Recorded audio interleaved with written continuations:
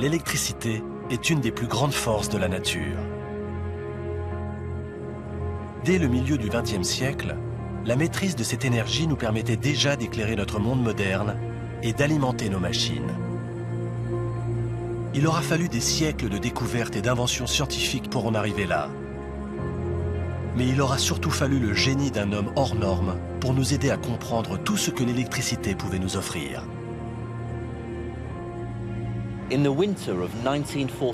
Un soir d'hiver 1943, Nikola Tesla contemple les lumières de Manhattan, une dernière fois.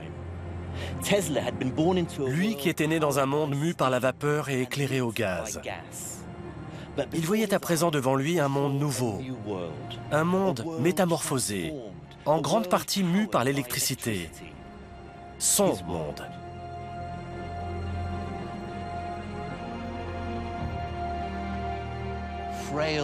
Ce petit homme frêle et solitaire, très attristé par la mort d'un de ses chers pigeons, ce génie exceptionnel et excentrique sait que l'œuvre de sa vie est achevée. Ce soir-là, il se couche pour mourir. On ne trouvera son corps que 3 jours plus tard.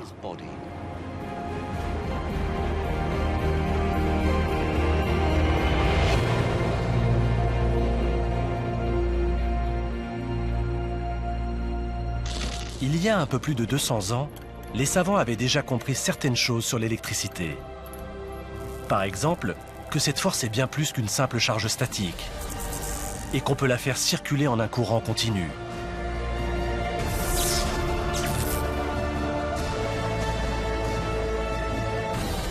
Mais ils étaient sur le point de faire une découverte capitale. L'électricité est liée au magnétisme. Contrôler l'électromagnétisme allait permettre de transformer radicalement le monde et donner aux hommes l'accès à une quantité apparemment illimitée de puissance électrique.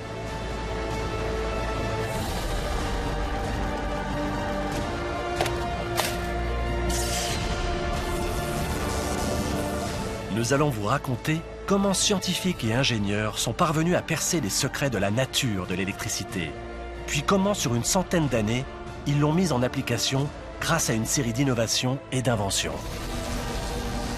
Et au passage, nous vous parlerons d'une rivalité féroce, comme rarement il y en a eu dans l'histoire des sciences et de l'industrie.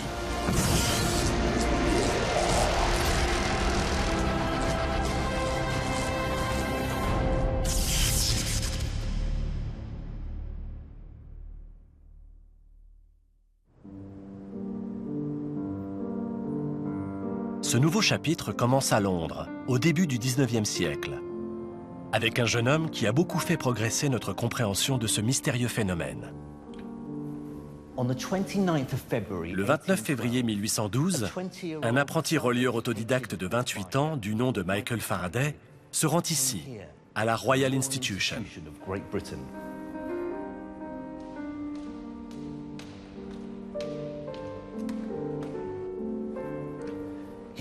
Autour de lui se presse l'élite du monde universitaire. Tous sont venus écouter un des plus grands esprits scientifiques de l'époque.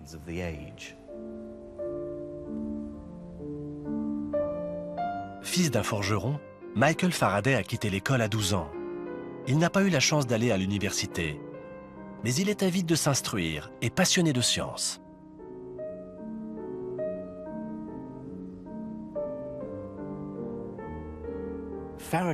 Dans la journée, Faraday travaille dur en tant que relieur. Mais le soir, il dévore tous les livres scientifiques qu'il peut trouver. Il adore acquérir de nouvelles connaissances et il est animé du désir permanent de comprendre pourquoi les choses sont telles qu'elles sont.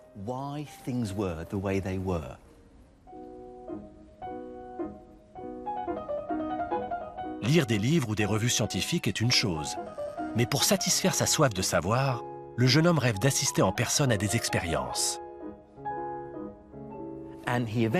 L'occasion se présente enfin lorsqu'on lui offre un billet pour l'une des dernières conférences du plus grand chimiste britannique de l'époque, Sir Humphry Davy.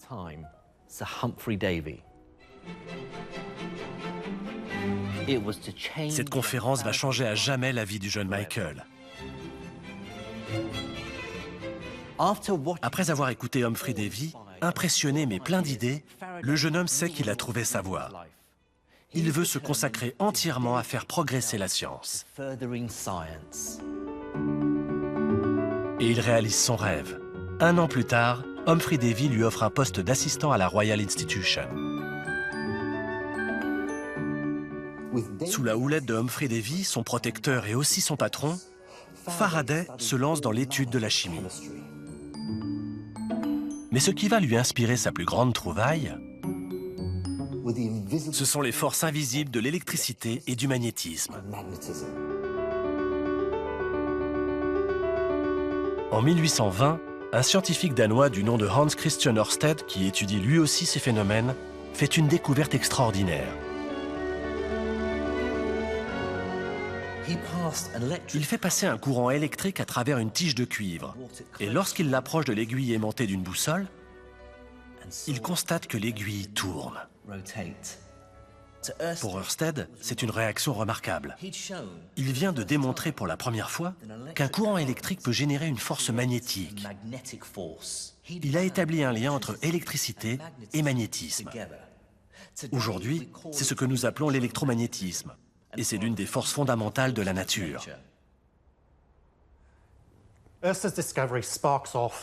Cette découverte a suscité une nouvelle vague d'études et de recherches dans les domaines qui touchaient à l'électricité. Les scientifiques ont rivalisé d'inventivité afin d'établir de nouvelles corrélations entre l'électricité et les autres forces de la nature. À la Royal Institution, Faraday décide de recréer l'expérience d'Ørsted. C'est le premier pas vers la célébrité et la fortune. Grâce à un travail rigoureux, il conclut qu'il existe un ensemble de forces qui circulent entre le fil de cuivre et l'aiguille de la boussole. L'appareil qu'il invente pour prouver sa théorie va changer le cours de l'histoire. Faraday fabrique un circuit électrique avec une grosse pile comme celle-ci, 2 fils et un bain de mercure. Le courant traverse ces 2 montants en cuivre. Quant à ce fil, il trempe librement dans le mercure. Le mercure étant un excellent conducteur, il ferme le circuit. En passant à travers le circuit, le courant génère un champ magnétique circulaire autour du fil. Ce phénomène interagit avec le magnétisme de l'aimant que Faraday a placé dans le mercure. Et leurs effets combinés font tourner le fil. Faraday a prouvé que cette force invisible existe réellement et qu'on peut en voir ses effets sous la forme d'un mouvement circulaire. Ce dispositif remarquable est le premier à convertir un courant électrique en mouvement continu. En fait, c'est le tout premier moteur électrique.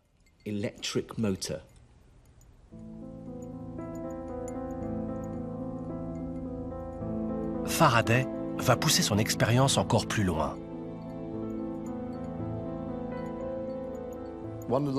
La découverte de la rotation électromagnétique par Faraday en 1821 a établi la relation entre l'électricité, le magnétisme et le mouvement. Faraday étudie cette relation en détail et décide de relever un nouveau défi: générer de l'électricité grâce au magnétisme et au mouvement.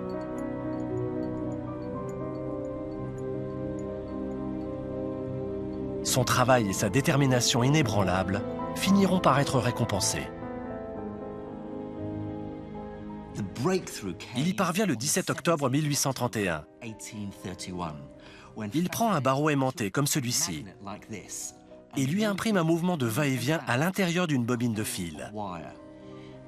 Il détecte un infime courant électrique qui passe dans la bobine, d'abord dans un sens, puis dans l'autre. Faraday comprend qu'il est sur la bonne voie. Quelques jours plus tard, au lieu de faire bouger l'aimant à l'intérieur de la bobine de fil, il mène une expérience équivalente en faisant tourner un disque de cuivre à travers un champ magnétique.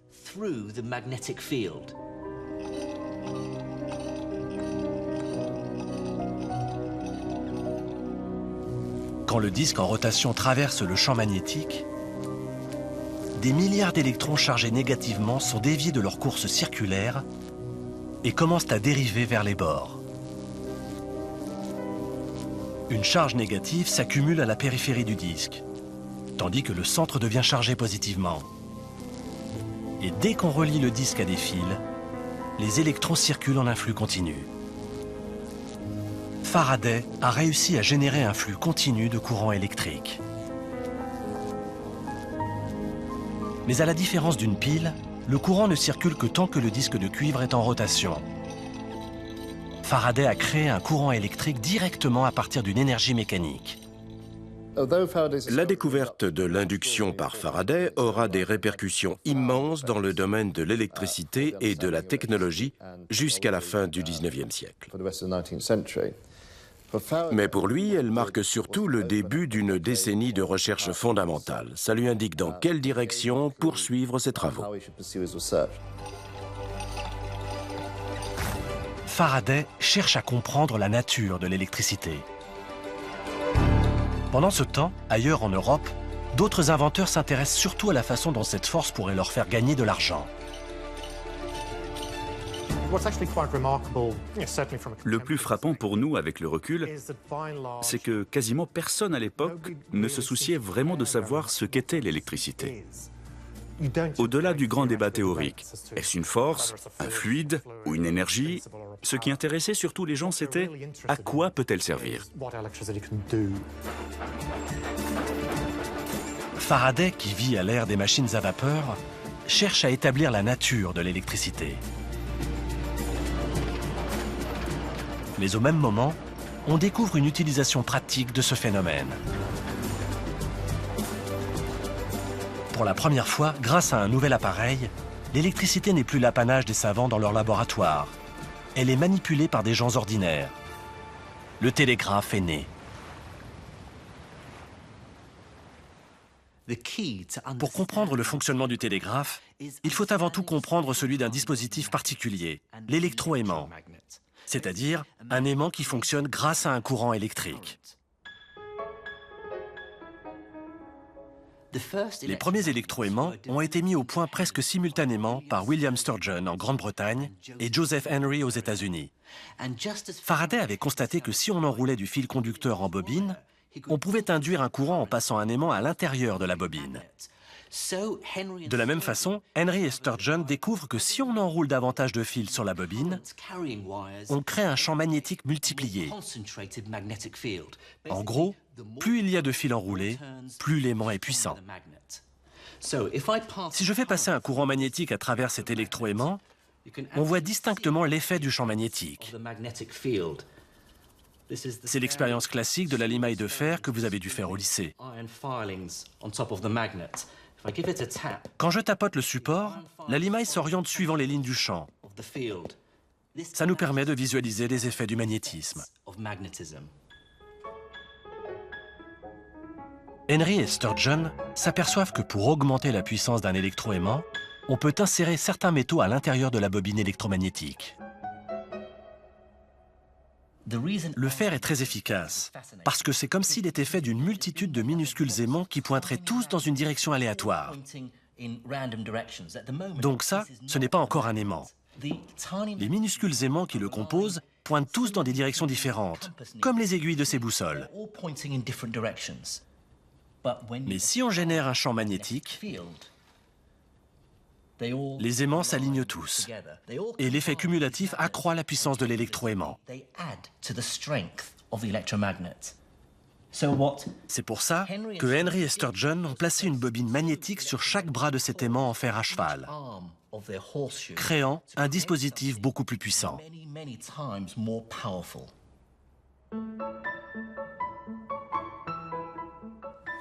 On va d'ailleurs le vérifier tout de suite. Si j'allume le courant et que j'utilise quelque chose de plus lourd que de la limaille, comme ces petits écrous, on voit bien qu'ils sont tenus en place par la force du champ magnétique. Mais il ne faut pas oublier que l'électroaimant fonctionne uniquement quand il est traversé par un courant électrique. Dès que je coupe le courant, plus de champ magnétique. D'autres chercheurs avaient démontré ce phénomène en soulevant des poids métalliques. Joseph Henry avait même fabriqué un électroaimant assez puissant pour lever 1,5 tonne de métal. C'est impressionnant, mais pas révolutionnaire. En revanche, si on éloigne l'aimant et qu'on le met à l'extrémité d'un fil, on peut actionner un mécanisme à distance, instantanément.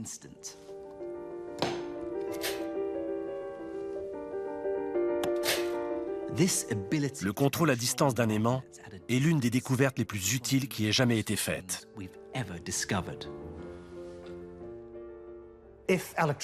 En rendant l'électricité visible, très loin de sa source, on obtient un moyen de communication instantané.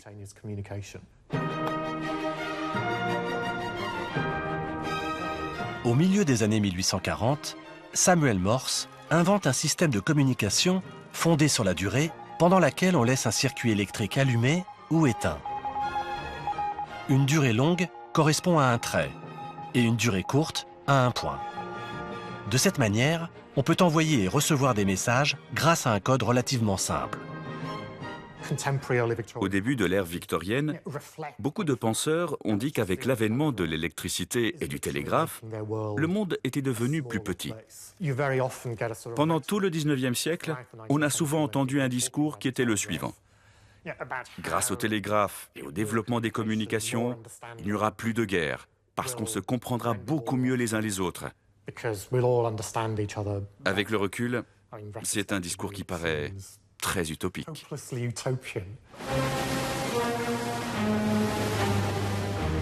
Vers la fin des années 1840, des fils télégraphiques quadrillent une bonne partie de l'Europe et de l'Amérique. Mais le rêve d'une communication mondiale instantanée n'est pas encore à portée de main. Il n'existe en effet pas de câble capable de transmettre des messages entre les deux grandes puissances que représentent à l'époque la Grande-Bretagne et les États-Unis. De nombreux spécialistes sont alors convaincus que la fabrication d'un câble transatlantique est impossible. Mais d'autres savent que la résolution de ce problème pourrait leur rapporter beaucoup d'argent. C'est ainsi que dès les années 1850, les hommes d'affaires américains et les ingénieurs britanniques unissent leurs forces afin de concrétiser ce projet. Mais les tentatives successives sont des échecs cuisants. Trop lourds, les câbles cassent dès que la mer est trop forte. Finalement, le 29 juillet 1858, on assemble les extrémités de deux câbles au beau milieu de l'Atlantique. Un seul câble aurait en effet été trop lourd pour être transporté par un seul navire.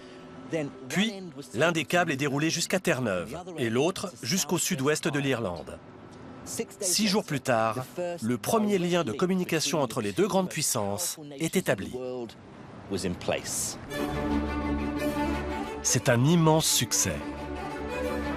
Un message de félicitations officiel de la reine Victoria est envoyé au président Buchanan. Mais à peine a-t-on le temps de se réjouir que les ennuis commencent. Voici le livre de notes de l'ingénieur en chef du projet, Charles Bright. Et ça, c'est le message original de la reine Victoria. Il ne compte que 98 mots. Et pourtant, sa transmission prendra 16 heures. Les opérateurs à l'autre bout de la ligne ont un mal fou à le déchiffrer. Les signaux électriques qu'ils reçoivent sont brouillés et déformés. Ils n'arrêtent pas de demander que les mots soient répétés encore et encore. On peut lire ici « répéter, attente d'un signal, pas de signal », etc. De toute évidence, transmettre un message de l'autre côté de l'Atlantique n'allait pas être aussi simple qu'on l'avait espéré. Dans les jours qui suivent, des centaines de messages sont échangés. Mais ceux qui arrivent à Terre-Neuve sont un embrouillamini de points et de traits presque indéchiffrables.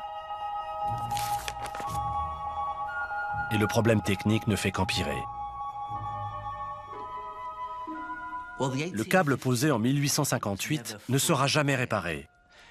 Le projet prend fin quand un ingénieur britannique du nom de Wildman Whitehouse fait l'erreur de croire qu'en augmentant la tension du signal, il parviendra à faire passer de force les messages à destination de Terre-Neuve. Résultat, le câble cesse tout bonnement de fonctionner.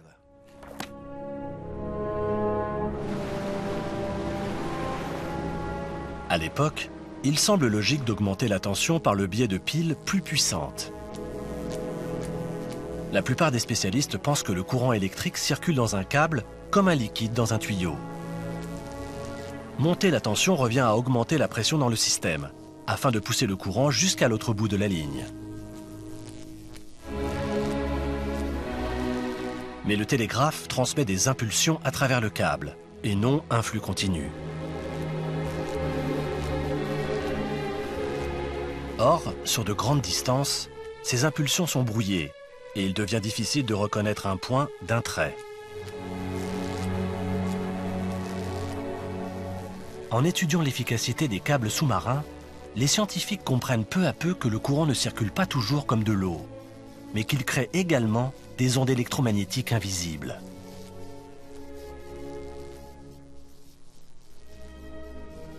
Cette découverte va accélérer les recherches dans une branche nouvelle de la physique, qui étudiera notamment le spectre électromagnétique et qui permettra de résoudre les problèmes rencontrés par le télégraphe transatlantique. Au bout du compte, le câble transatlantique a été une expérience ambitieuse et extrêmement coûteuse qui a mis en lumière l'incapacité de la science à suivre le rythme du progrès technologique.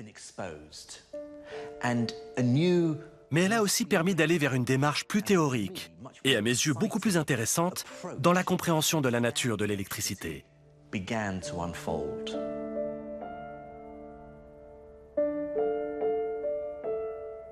Désormais, on sait comment les impulsions électriques circulent à travers les câbles. On entreprend donc d'améliorer la composition, la conception et l'installation de ces derniers. Il faudra 8 années de collaboration entre les scientifiques et les ingénieurs avant qu'un câble transatlantique soit enfin opérationnel.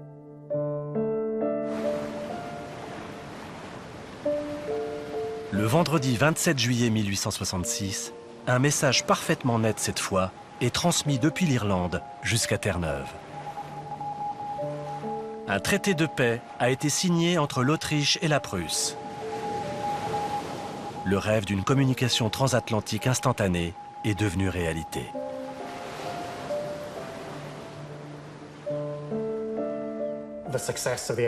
Le succès du câble posé en 1866 abolit encore un peu plus les distances. On passe d'un monde où il fallait des jours, des semaines, voire des mois pour transmettre une information, à un monde où elle voyage désormais en quelques secondes ou quelques minutes. C'est une évolution plus radicale que tout ce qui s'est produit depuis que je suis né. L'invention du télégraphe a transformé la vie des gens ordinaires. Mais ce sont les avancées dans le domaine de l'exploitation du courant continu qui auront les répercussions les plus importantes. En effet, les inventeurs ont commencé à étudier une utilisation nouvelle de l'électricité.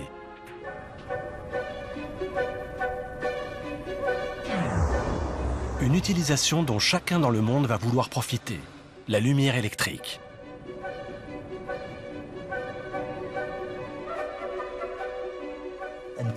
Jusqu'au XIXe siècle, l'homme ne connaît qu'une seule méthode d'éclairage, faire brûler des choses.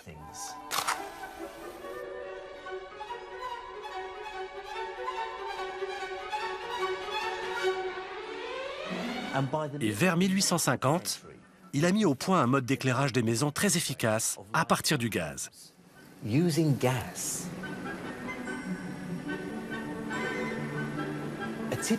Dans les années 1860, un foyer anglais typique était éclairé comme ici par un gaz extrêmement inflammable qui arrivait directement dans les maisons par un réseau de conduites. Mais ces lampes à gaz donnent une lumière trop faible pour l'extérieur. C'est la raison pour laquelle on commence à utiliser une source de lumière plus puissante pour les rues et les gares, les lampes à arc électrique. Dès 1808, c'est le Britannique Humphrey Davy, le mentor de Michael Faraday, qui avait réalisé les premières expériences avec des lampes à arc à la Royal Institution. il avait réussi à faire passer un courant électrique continu entre deux bâtonnets de charbon de bois reliés à une pile géante.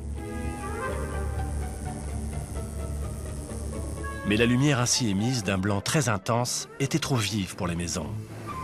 Pour que l'électricité puisse concurrencer le gaz, il allait falloir subdiviser l'éclairage électrique en petites unités plus douces avec des lampes moins puissantes.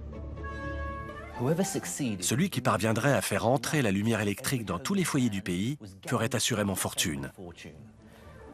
C'est ainsi qu'au début des années 1880, l'inventeur le plus célèbre, le plus prodigieux et le plus combatif relève le défi. L'Américain Thomas Alva Edison.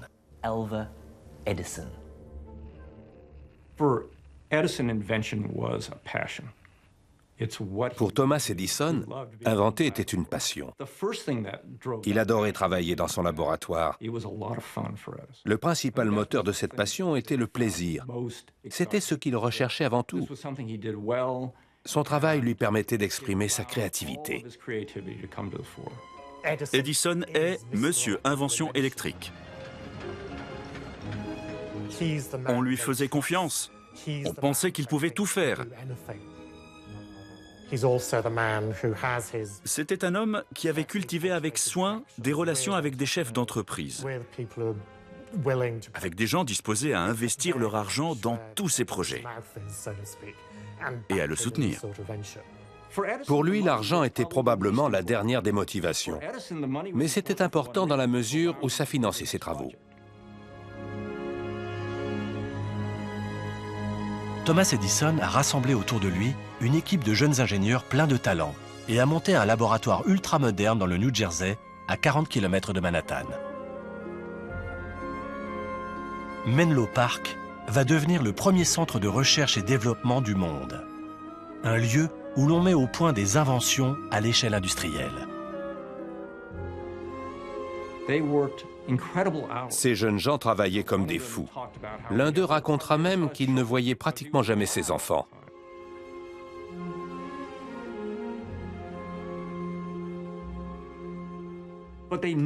Mais tous savaient qu'ils participaient à quelque chose de fondamental et que si Edison réussissait, leur avenir serait assuré.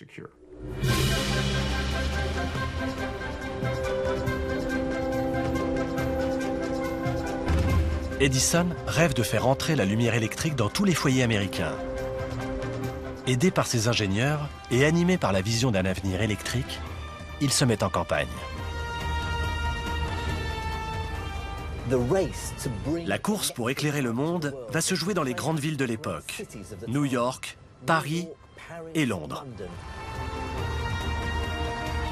Les ingénieurs de Menlo Park se lancent dans la conception d'une ampoule électrique complètement différente, l'ampoule à incandescence. Pourtant, l'ampoule d'Edison n'est ni récente ni unique en son genre. Des inventeurs français, russes, belges et britanniques ont mis au point des modèles similaires depuis plus de 40 ans. L'un d'eux, un Anglais du nom de Joseph Swan, a mis au point son propre prototype de lampe incandescente. Dans les ampoules de Swan et Edison, on fait passer un courant électrique par un filament. Le filament est un matériau que le courant électrique traverse avec plus de difficulté que le fil de cuivre du reste du circuit. C'est là qu'intervient l'idée de résistance. À l'intérieur de ce bécher, j'ai placé un filament fait d'une mine de crayon ordinaire. On va voir ce qui se passe quand je fais passer du courant au travers. En fait, les atomes du filament gênent la circulation de l'électricité. Il lui faut générer plus d'énergie pour passer, une énergie qui se dépose dans le filament sous forme de chaleur. À mesure que celui-ci s'échauffe, sa résistance augmente, ce qui fait de nouveau monter sa température jusqu'à ce qu'il devienne incandescent. Le premier matériau testé par Edison pour le filament est le platine. Le platine a un point de fusion relativement élevé. On peut donc le porter à incandescence sans qu'il fonde. Malléable, il peut également être usiné en minces filaments. Or, plus ces derniers sont fins, plus ils offrent de résistance au passage du courant. Mais le platine a deux inconvénients. il est cher et n'offre pas une résistance suffisante. Il faut absolument trouver un meilleur matériau. La solution est apportée par l'équipe de Menlo Park, qui teste une méthode que Joseph Swan avait déjà expérimentée. L'utilisation d'une pompe à vide pour empêcher les filaments de charbon moins coûteux de brûler trop rapidement. Edison et Swan font des essais avec toutes sortes de matériaux, de la soie brute au parchemin, en passant par le liège. Edison va jusqu'à tester les poils de barbe de ses ingénieurs. Finalement, il arrête son choix sur du bambou, tandis que Joseph Swan opte pour un fil de coton traité. Les ampoules conçues par les deux hommes sont très similaires. Ils parviennent enfin à un accord et signent un partenariat pour les vendre au Royaume-Uni. Aujourd'hui, beaucoup de gens croient que Thomas Edison est le seul inventeur de l'ampoule à incandescence. Le nom de Joseph Swan est à peine cité dans les livres.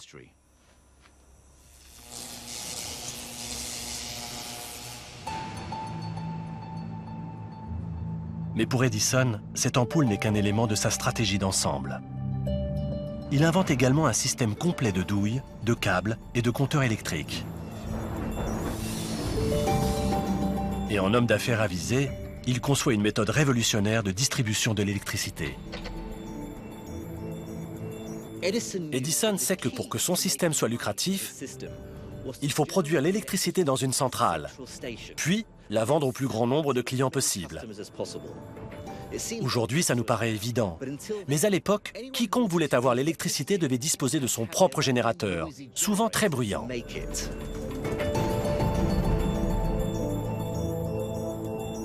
La folle ambition d'Edison est d'éclairer la ville du monde qui connaît alors l'expansion la plus rapide. New York. À l'été 1882, Edison occupe une position exceptionnelle dans la recherche scientifique du 19e siècle. Il a déposé le brevet d'une ampoule à incandescence révolutionnaire et possède des connaissances remarquables dans le domaine de l'ingénierie électrique. Surtout, il a su se faire une réputation auprès des citoyens américains, celle d'un inventeur de génie dont les journalistes boivent les moindres déclarations. Les personnalités influentes de Wall Street s'empressent de soutenir ses nouvelles idées. Son rêve d'électrifier d'abord Manhattan, puis le reste du monde, semble enfin à sa portée.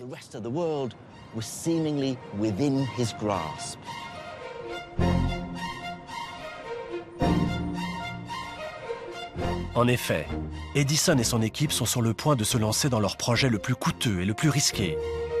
Créer la première centrale électrique des États-Unis qui produira du courant continu.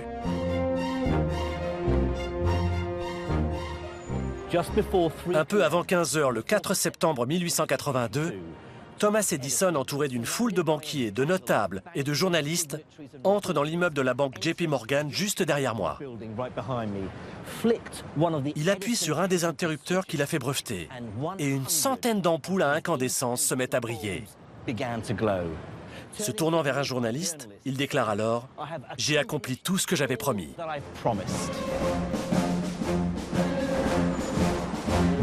À 600 mètres de là, dans Pearl Street, la nouvelle centrale d'Edison vient d'entrer en fonction.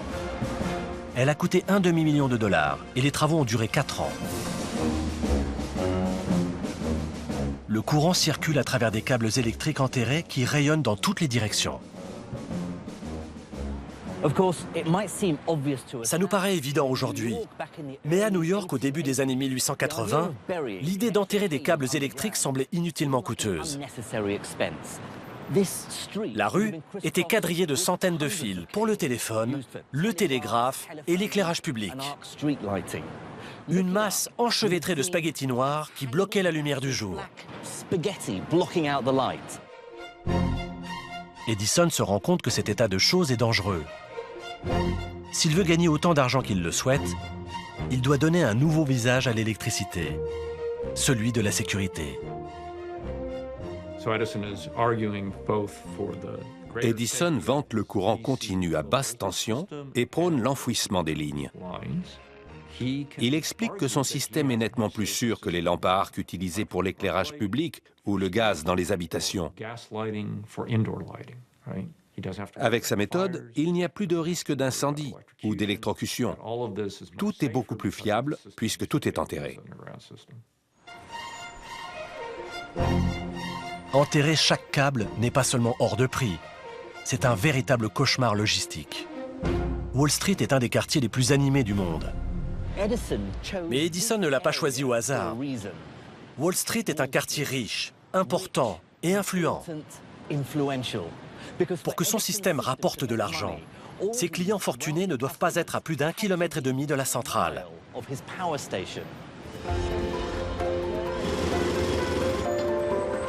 En effet, Edison a calculé que le plus gros câble qu'il pouvait faire fabriquer ne pourrait pas acheminer la quantité requise de courant continu au-delà de cette distance.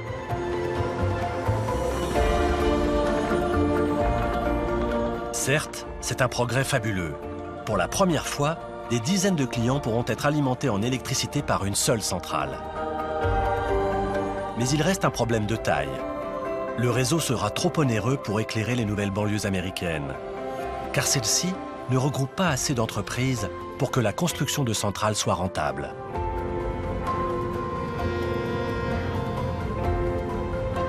Si on avait suivi ces méthodes de production et de distribution d'électricité, le monde serait très différent aujourd'hui.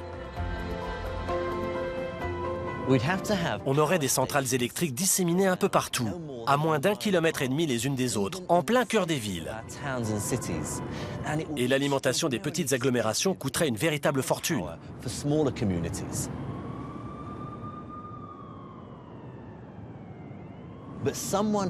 C'est alors qu'entre en scène un homme qui détient la solution. Un homme qui va contribuer à façonner notre civilisation moderne. Il sera aussi un des protagonistes de l'une des plus grandes rivalités de l'histoire de la science. Il s'appelle Nikola Tesla. Et Edison le connaît bien.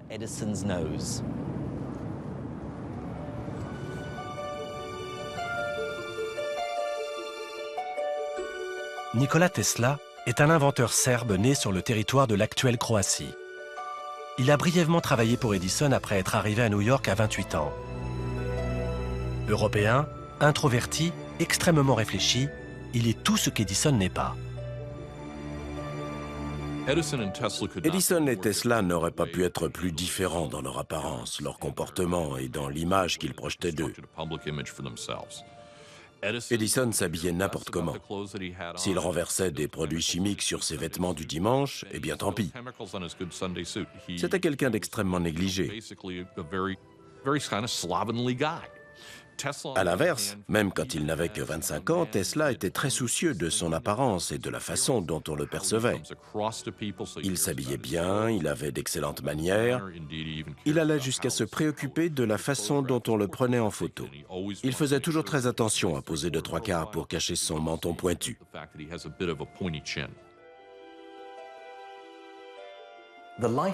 La vie de Nikola Tesla est à la fois fascinante et tragique, car cet esprit brillant va se retrouver entraîné dans une rivalité commerciale à couteau tiré, où tous les coups publicitaires sont permis.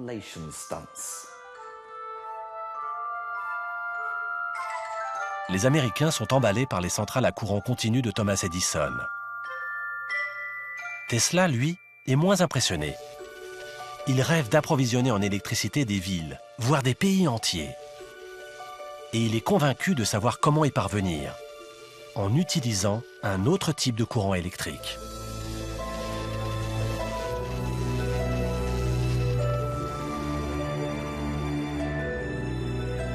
À l'époque, on sait déjà que plus le courant circulant dans un câble a une intensité faible, moins il y a de pertes dues à la résistance, et donc, plus le câble peut être long. Or, Tesla propose une méthode qui permettrait justement de diminuer l'intensité du courant transporté, sans qu'il en résulte une baisse de puissance à l'autre bout de la ligne. Il suggère d'utiliser pour cela le courant alternatif. La définition dit bien de quoi il s'agit. C'est un courant électrique qui circule alternativement dans un sens, puis dans l'autre très rapidement, contrairement à un courant continu qui ne circule que dans une seule direction. Tesla s'est intéressé au courant alternatif parce qu'à l'instar d'autres ingénieurs à la fin des années 1880, Il avait compris que si on augmente la tension d'un courant transporté d'un point A à un point B, on obtient un meilleur rendement. Puisque la quantité d'énergie électrique qui circule dans un câble est égale à la tension multipliée par l'intensité, en augmentant la tension, on réduit l'intensité du courant dans le câble. Ainsi, les pertes dues à la résistance sont elles aussi réduites.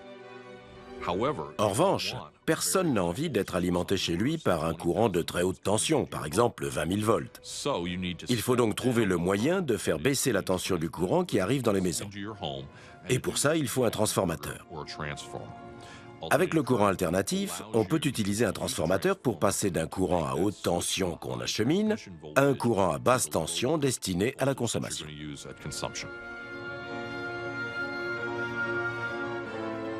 Pouvoir acheminer l'électricité à des centaines de kilomètres de son lieu de production représenterait un bond fulgurant vers la modernisation.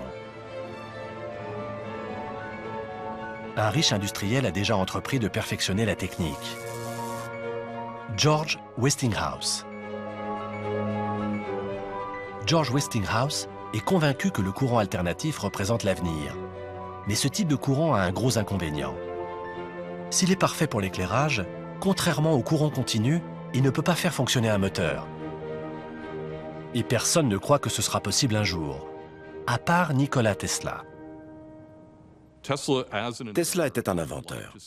Et il aimait à dire que la première étape n'est pas de construire quelque chose, mais de l'imaginer, d'en faire les plans. Il avait ce qu'aujourd'hui on appelle une mémoire photographique. Il se souvenait de tout ce qu'il voyait et était capable de le visualiser en 3 dimensions. On dit souvent que les individus qui ont ce don peuvent voir l'objet à peu près à cette distance et en 3 dimensions. Tout indique que Nikola Tesla avait cette faculté.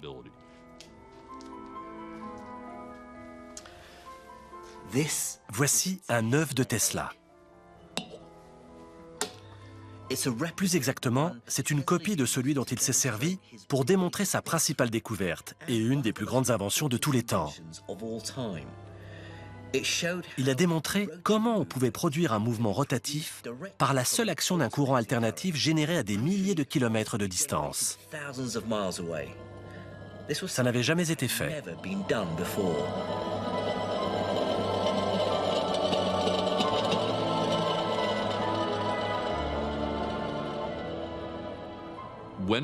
Quand Tesla a commencé à travailler sur un projet de moteur à courant alternatif, il ne s'est pas contenté de bricoler un élément de ce moteur en se disant « si j'arrive à l'améliorer, ça marchera ». Il a pensé à un système complet comprenant le générateur, les câbles le reliant au moteur et le moteur lui-même. C'était un esprit indépendant et il faisait les choses de manière radicalement différente des autres inventeurs de l'époque. La solution de Tesla est très ingénieuse. Il alimente son moteur avec plusieurs sources de courant alternatifs, qu'il programme de façon à ce qu'elles s'enchaînent. La première source alimente une bobine de fil située à l'intérieur du moteur. Cela crée un champ électromagnétique qui commence à faire tourner la partie centrale mobile du moteur. Puis, le courant s'interrompt. La deuxième source prend alors le relais pour alimenter la bobine suivante. Le mouvement de rotation se poursuit, puis le courant est à nouveau interrompu. Et ainsi de suite avec la troisième et la quatrième bobine. Il en résulte la création d'un champ magnétique tournant assez puissant pour faire tourner le moteur, ou dans ce cas précis, l'œuf. Tesla a réussi à mettre au point un système électrique complet baptisé polyphasé. Avec ce système, les centrales électriques bruyantes et nauséabondes qui produisent du courant alternatif peuvent être installées loin des zones d'habitation. Pour la première fois, on allait pouvoir construire de grandes centrales en périphérie d'une ville ou près d'une chute d'eau comme celle du Niagara. Ensuite, il ne resterait plus qu'à acheminer le courant sur de grandes distances afin d'alimenter en électricité tous les habitants d'une grande ville. L'innovation de Tesla est la dernière pièce du puzzle. Mais il n'est toujours pas parvenu à convaincre le monde que le courant alternatif est meilleur que le courant continu, âprement défendu par Thomas Edison.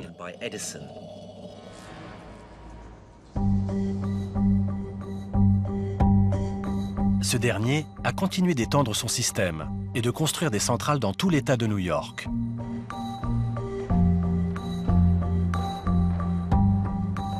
C'est alors que Tesla fait la connaissance de George Westinghouse, l'homme qui va l'aider à concrétiser ses rêves. En juillet 1888, George Westinghouse propose à Tesla de racheter ses brevets. Cette histoire fait partie de tout le folklore qui entoure la vie de l'inventeur. Car il est difficile de faire la part des choses entre fiction et réalité. Tesla doit toucher 75 000 $ pour ses brevets sur le courant alternatif, plus 2,50 $ pour chaque cheval vapeur généré par ses moteurs. Cet accord aurait dû lui assurer une fortune immense jusqu'à la fin de ses jours, mais cela n'a pas été le cas. Avec le recul, il est évident qu'à l'époque, le système alternatif était une méthode bien plus efficace d'acheminer le courant électrique. On aurait pu croire que grâce aux travaux révolutionnaires de Tesla, le courant continu était condamné. Pourtant, un homme persiste à défendre farouchement le courant continu. Inventeur des filaments, interrupteurs, douilles et générateurs qui fonctionnent avec ce système, il n'a pas l'intention de perdre des millions de dollars. Cet homme, c'est Thomas Edison. Entre Westinghouse et Tesla d'un côté et Edison de l'autre, les hostilités sont ouvertes. Leur objectif, éclairer New York, source de contrats juteux. Deux systèmes radicalement différents s'affrontent pour obtenir le droit d'électrifier tout d'abord les États-Unis, puis le monde. C'est ce que l'on appellera la guerre des courants. Chacun des deux camps tente bien sûr de prendre l'avantage sur la question des coûts. Mais pour Edison, la principale supériorité du courant continu tient au fait qu'il est plus sûr. Si on touchait un câble électrique d'Edison, la décharge était douloureuse, mais à peu près sans danger, puisque la tension était faible. En revanche, la tension dans les câbles transportant le courant alternatif était nettement plus élevée, et le moindre contact pouvait être mortel.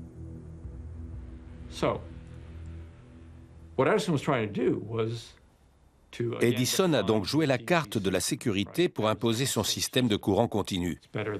C'est mieux que les lampes à arc de l'éclairage public, mieux que le gaz et mieux que l'éclairage à incandescence au courant alternatif. C'est complètement sûr. Avec le système Edison, vous ne risquerez rien. Edison affirme que le courant alternatif est beaucoup plus dangereux. Et il ne rate pas une occasion de parler du moindre accident dont sont victimes les ouvriers de Westinghouse et des incendies provoqués par un court-circuit.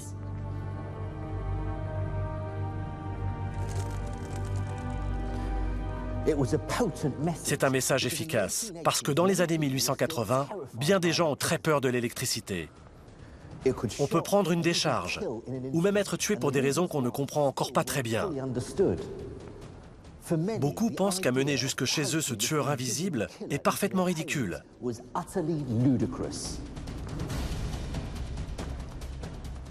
L'arme absolue dans cette guerre des courants, c'est donc la peur.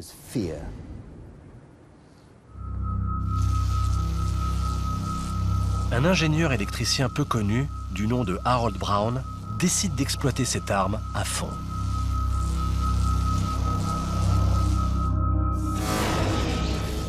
Il va orchestrer l'une des campagnes publicitaires les plus excessives et au final, les plus contre-productives de l'histoire.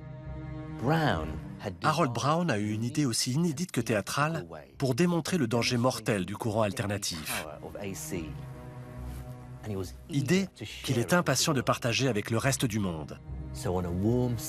Par une belle soirée de juillet 1888, il réunit 75 des meilleurs ingénieurs électriciens du pays et des journalistes.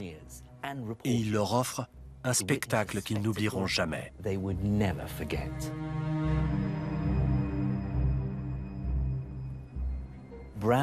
Son plan est très macabre.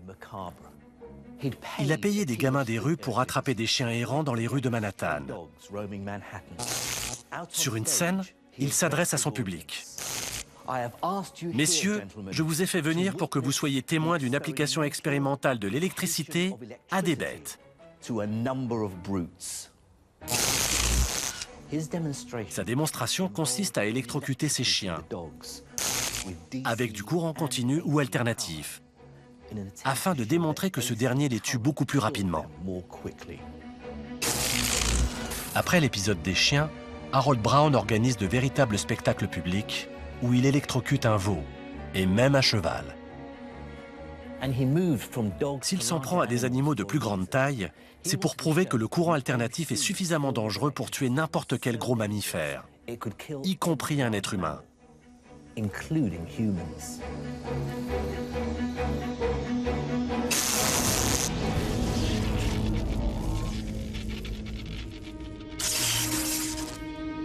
Les expériences de Brown convainquent les hommes politiques américains que la méthode d'exécution la plus humaine d'un condamné à mort serait le courant alternatif produit par les centrales de George Westinghouse.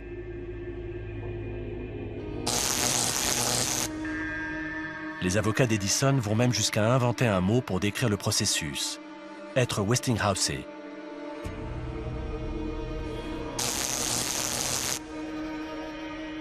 À 6h32 précisément, le 6 août 1890, William Kemmler, 45 ans, est attaché sur une chaise en bois.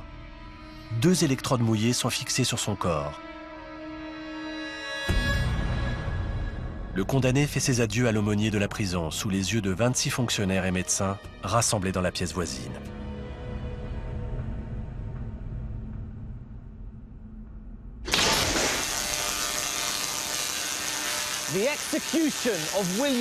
L'exécution de William Kemmler sera l'épisode le plus lamentable de la guerre des courants. Mais il n'en a pourtant pas marqué la fin. Car Nikola Tesla s'apprête à mener une expérience d'une telle audace qu'elle restera gravée à jamais dans la mémoire de ceux qui y assisteront.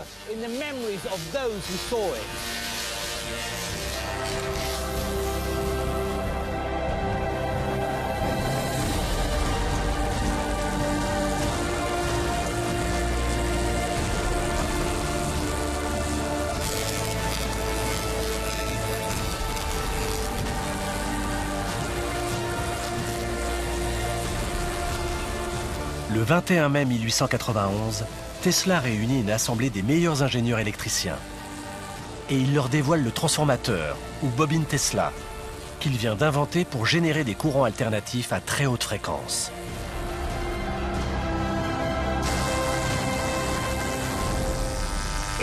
C'est la démonstration presque magique d'une puissance impressionnante. Alors qu'il ne porte ni code de maille, ni masque, des dizaines de milliers de volts produits par une bobine Tesla traversent le corps de l'inventeur, avant d'allumer la lampe qu'il tient à la main.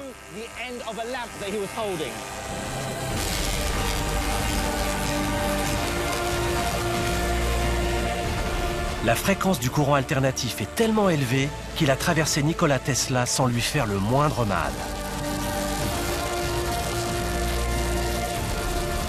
Cette expérience montre que si on l'utilise correctement, un courant alternatif de très haute tension peut être parfaitement sûr. George Westinghouse et Nikola Tesla remportent la guerre des courants. En 1896, leur nouvelle centrale électrique sur les chutes du Niagara est achevée. Elle est équipée de générateurs de courant alternatif Westinghouse qui produisent le courant polyphasé de Tesla. Des quantités colossales d'électricité sont acheminées depuis les chutes jusqu'à Buffalo. Et quelques années plus tard, la centrale alimente New York. Aujourd'hui, presque toute l'électricité produite dans le monde l'est grâce au système de Nikola Tesla.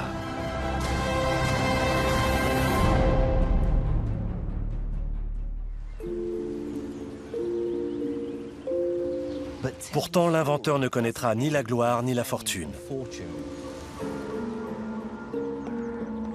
Malgré ses nombreuses contributions et inventions dans d'autres domaines scientifiques, en 1897, afin de sauver George Westinghouse de la faillite, il renonce aux royalties que lui rapportait son système de courant polyphasé.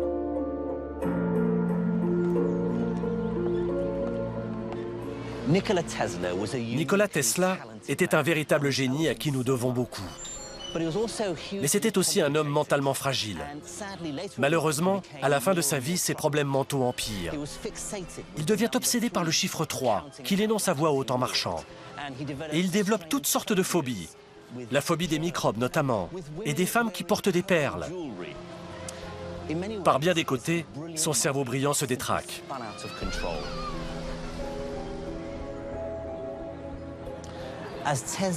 À la fin de sa vie, il se replie sur lui-même et trouve un réconfort affectif auprès des pigeons, pour lesquels il se prend de passion. Régulièrement, il vient les nourrir ici, dans le parc Bryant, au cœur de Manhattan. Il tombe même littéralement amoureux d'un pigeon blanc. Et lorsque cet oiseau meurt, Tesla est inconsolable.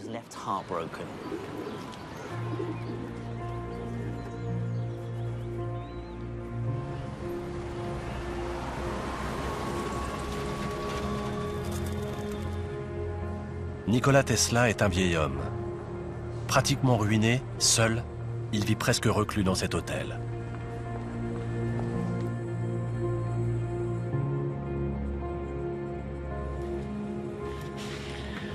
Il passe ses dernières années dans la chambre 3327 du New York Hotel, malheureux, l'esprit confus et sans ressources.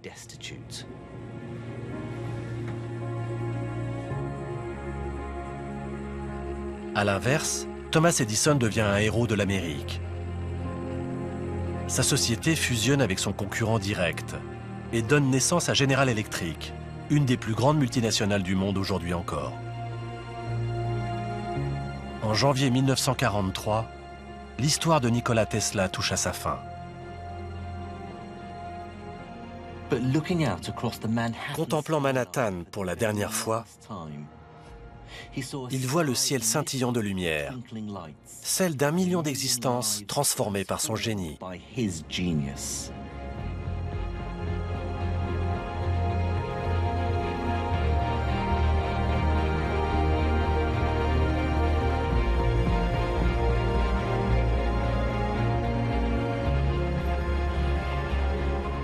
La production et l'acheminement de l'électricité et l'invention de machines qui ont permis de l'utiliser ont bouleversé notre monde bien au-delà de ce que nous imaginions.